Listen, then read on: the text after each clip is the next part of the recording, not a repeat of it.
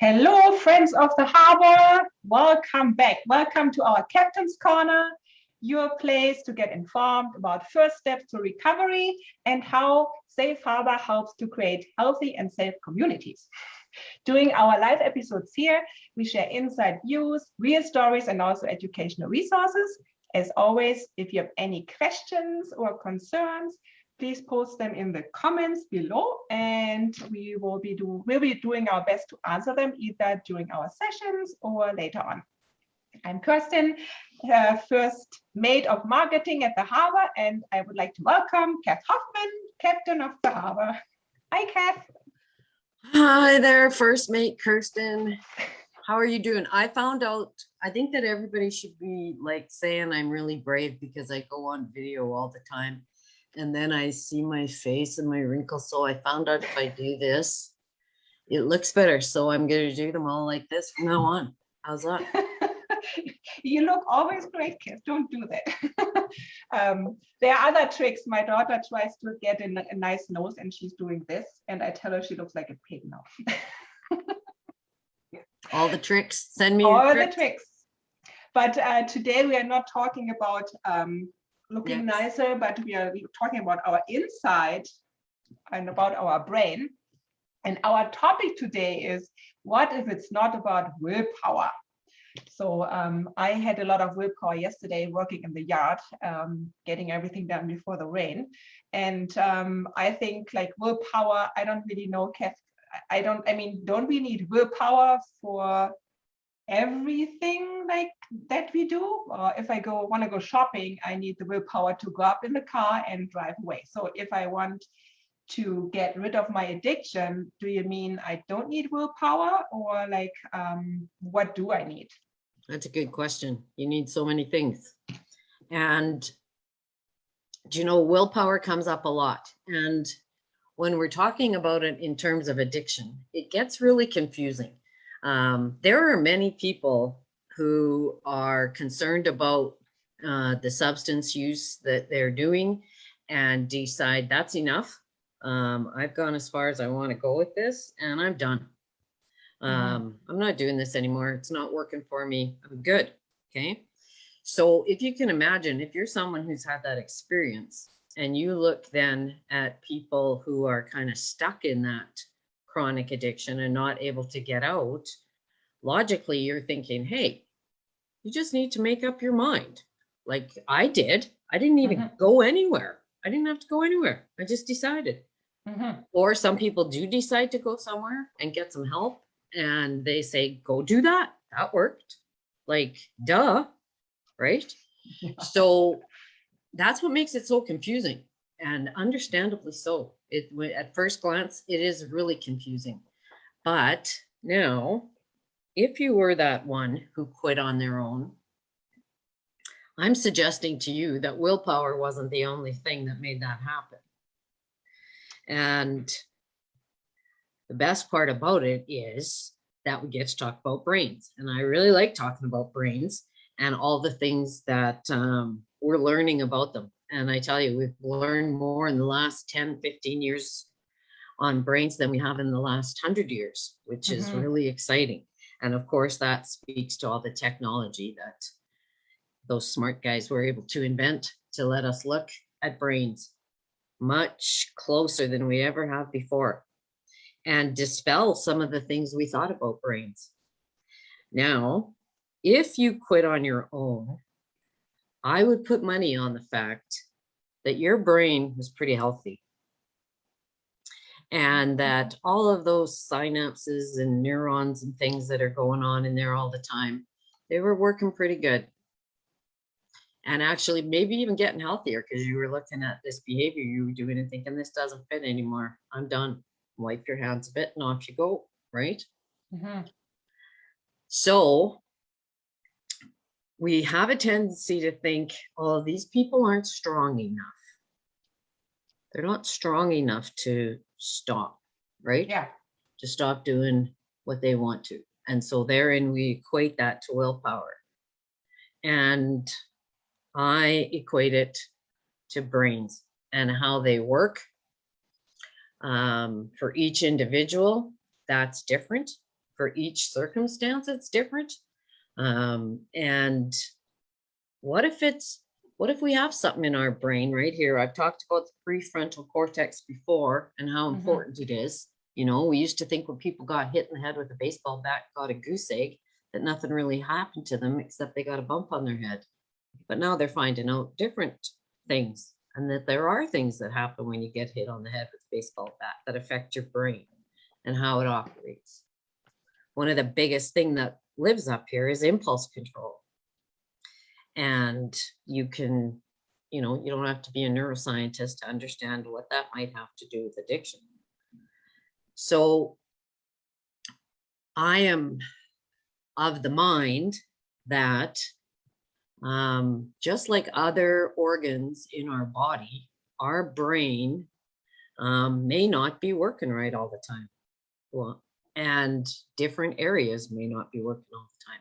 So for instance, if you have somebody with kidney disease and problems with their bladder, and they stand in front of us and they wet their pants, and we think, oh my goodness, that guy has bladder problems. You should get some help for that. We don't think, oh my God, you're a no good loser user. You have to go away because you should be able to control that. We think in our body different than we think up here in our head. Yeah. And I mean, like, we think about all our organs and our arms and everything else almost as things beyond our control, if you will.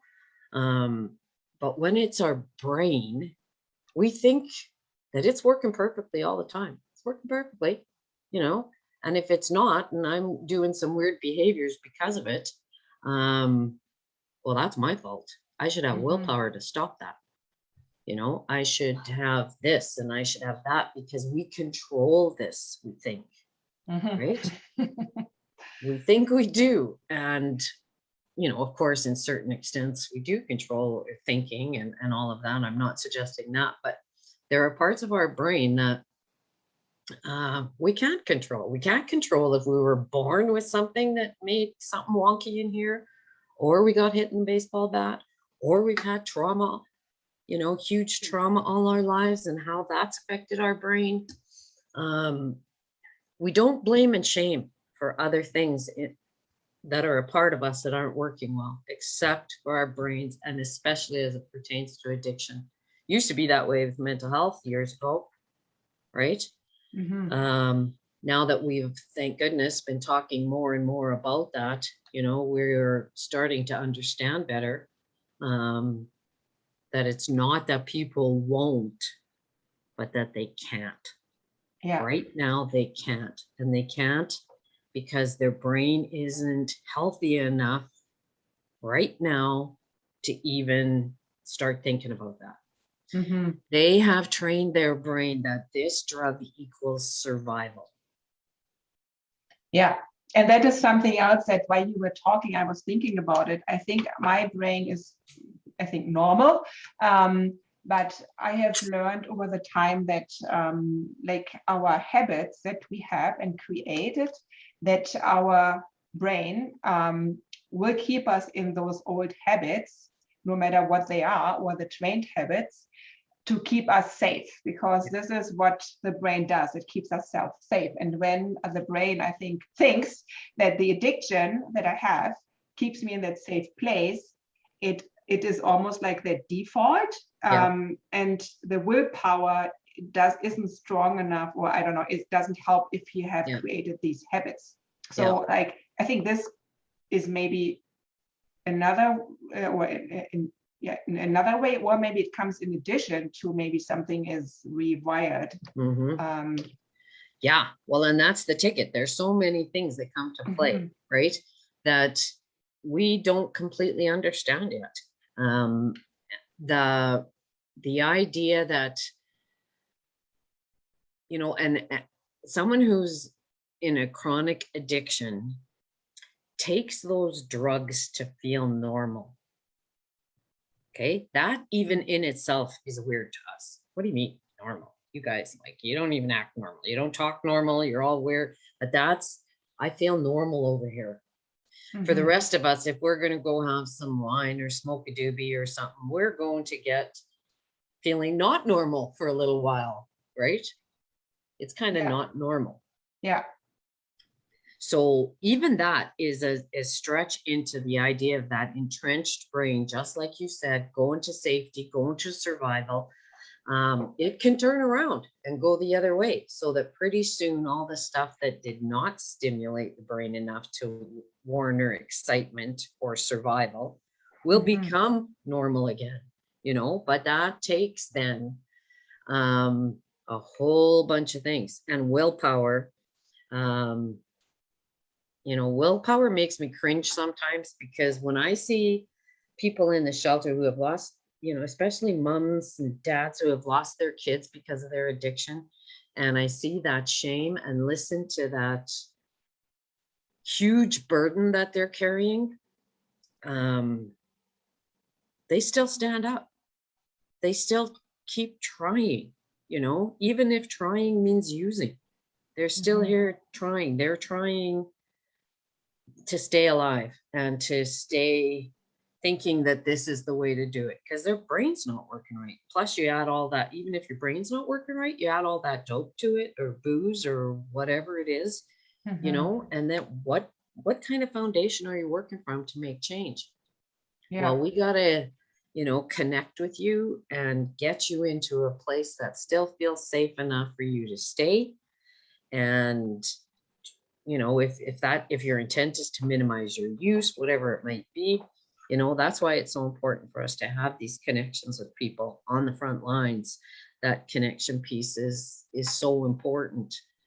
But it's weird how we think about it. And I think for people, that's the hardest part, is it looks to be this, you know, especially addiction moves, substance addiction moves so much faster, we talked about before, than booze addiction, for instance, where it might take you 20 years before you're doing the behaviors that cut everything out of your life. Whereas addiction, it's fast, it's furious. Here I am, a year later, I have nothing left. I don't even know what happened to me. I'm still spinning, kind of a thing, right? So it becomes visible. Yeah. The behaviors become visible. Everything becomes visible, right? But what's going on up here is invisible. So we have a tendency to think it's not even happening. There's not, you know, what is even in there? Something that looks like macaroni or something. But I got to weigh a brain once, so I know what it feels like and everything. It's cool. Yeah. So it's, you know, it's a tough thing to wrap our heads around, but we have to, if we're going to make a significant difference in the lives of people. We have to be sure we do that. Yeah. And like in our preview, we talked about what have rats taught us about addiction, what we can learn from them. There is this experiment where they put, I don't know, was it like 20 years ago, or like it's an old experiment? Yeah, good old Bruce Alexander, who I think, I just admire that guy so much. I'm a Bruce Alexander groupie, because, you know, there is the famous experiment that people probably have heard of, where they put rats in a cage with some morphine feed in there, and they found that the rats got addicted to the morphine. They kept going back and drinking it. So therefore, morphine is addictive. All substances are addictive, right? And Bruce Alexander is so smart and cool. He looks at this and he thinks, well, what if these rats are just bored? There's nothing else in that cage to do except drink that juice, you know? So he built a really great, cool rat park, and he brought in girl rats and all the things that rats love, all the food and all the things and the little things. And he built this really great rat park. And the rats that he had drinking the juice before didn't drink it. They drank the water. They had an option, juice or water. And they drank water, and then they went and played and probably got lucky with other little rats, and they all had a wonderful time, right? So in conjunction, right around that same time, the Vietnam War was going on. And back in the States, they were getting ready for what they thought would be all these drug addicts who had been pumping morphine and heroin into themselves to survive, okay, Mm-hmm. the war. They figured they were going to have all these people come back to the States and be totally addicted and everything. And they found that did not happen at all. And actually only 2% of the people, and there were a significant amount of men that were using those substances, only 2% of them remained addicted.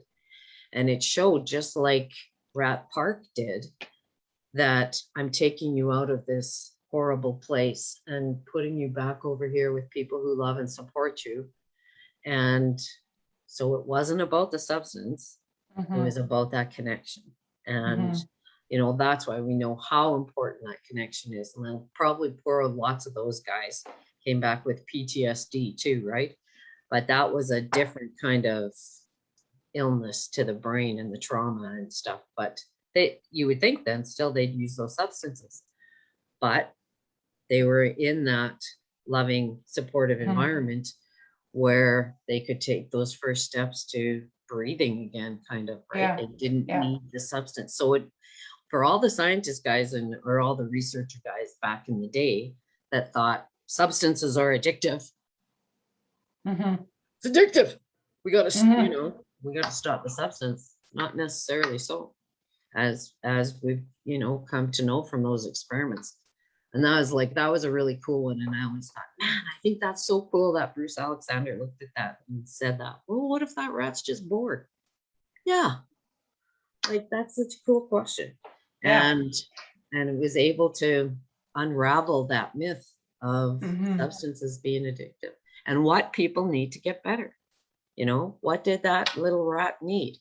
And that also tells me something else, Kerstin. So also, like, your camera is a bit blurry right now. If you can put your hand, I don't. Yeah, okay, maybe it's better. Oh, that might be better.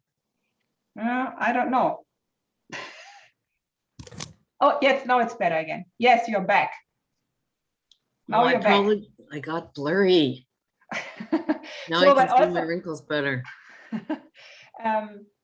Now I forgot my thought. So what that also tells me that with regards to the willpower, if I have nothing to look forward to, like even that rat, if the rat had the willpower to stop, it could have, but it didn't want to because there was nothing else for the rat to do. So looking back, a lot of people that have addictions, so what is the alternative? Because we as we talk in one of our other sessions, it's about the reality that they face if they don't use, like what kind of pain is it that they have to numb, and how like willpower might help them maybe at one like to ignite, stop using the addiction. But what about sustaining it?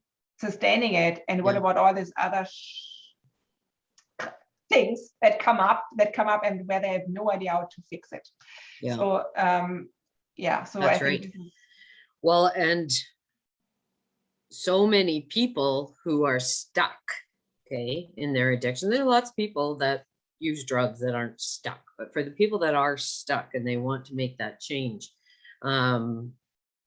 they try initially on their own, and maybe they don't tell anybody about it because they don't know if that's what happens to me when I decide to quit smoking, right? I just decide in my head, I'm going to quit smoking on Monday, but I'm not going to tell anybody in case I don't do it.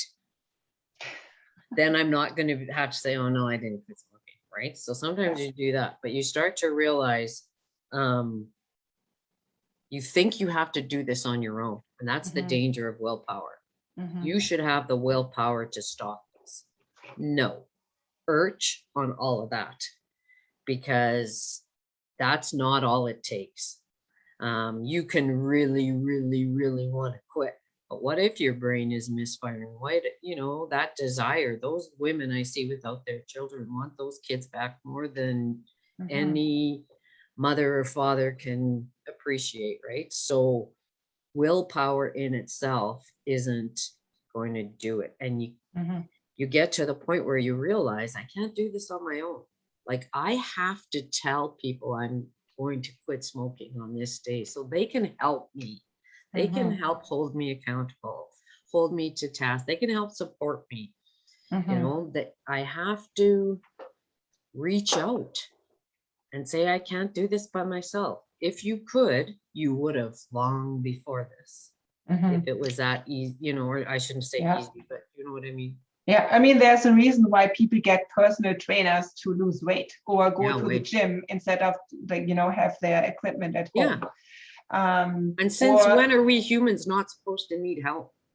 Exactly. Like, here's somebody who's scared and alone and confused and worried and stressed out and blah, blah. But the shame and the stigma that we pour over people in buckets about this issue, like, man, it drives me nuts. Like, who the hell do we think we are? Like, really? Yeah. And we got to get educated about these brains, and it's coming, and it's going to be good. But we'll hold our heads in 10 years, 20 years, we're going to be holding our heads down in shame for how we're treating people now. We're stuck in addiction. So, Kath, when it's not just the willpower, and how do people start? Like, if I have a family member or someone that needs help, they have tried it with their willpower maybe a few times. Like, is there a right way, or what would be what would be best steps for them? Well, if it's a family member, their next step is to get away from you, because to them, you're full of shame. You know, even if you're not projecting it, they feel shame. They feel, how much they've let you down, ripped you off, took your money, blah, blah, blah, blah, whatever it might be. But the one thing that always people can do is support your loved ones or your friends or your family with resources. And, or when, I'm right here to grab your hand. As soon as you need me, I'm right here, and that might be okay, I need some help, because people have to get to that point very often when they're stuck. They need to get to that point where they say, I need some help. And then if you're there to help provide resources, these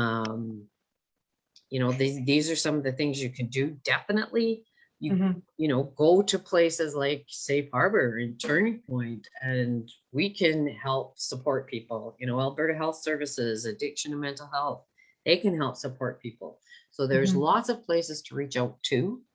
It's just, you're not probably going to be able to help as much as someone a little more anonymous, who it doesn't hurt to look at, Yeah. But that's, always just that love line going back and forth. And it feels like it's nothing, but it's everything because when it's not there, that's when, these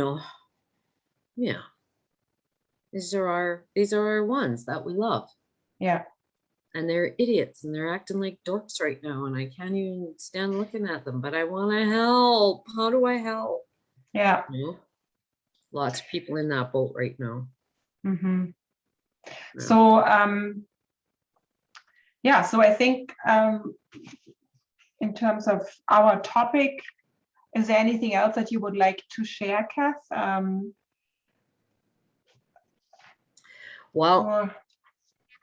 I think just that really important message of connection. And if you can't connect to that person, to just try and have them connect with other people that can help them, and you can only do so much, and say that, go to Safe Harbor, go to Turning Point, go phone AA, phone, like whomever and whatever you can offer. Most times people know all that. But sometimes they don't. So I don't know. I wish I could say that there was much more. I wish I could give everybody a magic wand and make it all go away. But we can't. So we have got to face it on, straight on, heads up, hearts out, lights on, shine bright. All of that. Yeah. You should say aye now. Aye, Captain. Yeah. Awesome. Thank you very much, Kath. That was also for me, like always a good learning experience. So, and I think that's it about our today's Captain's Corner, where we talked about all you need is willpower, or maybe not. And tune in next week. Next week we have a special guest, Stacy Carmichael. She will be joining us from Turning Point, as we have overdose prevention awareness week next week. Yeah. So we will be chatting about that. Will be great to have Stacy on here with us. And until then, please follow us, share our video, follow us on YouTube. And we are excited to be back next week. Thank you for listening. If you have any questions, comments, please put them in the comment box. Thanks so much. Thanks, Kirsten. Steady as she goes. Steady as she goes. Bye. Bye.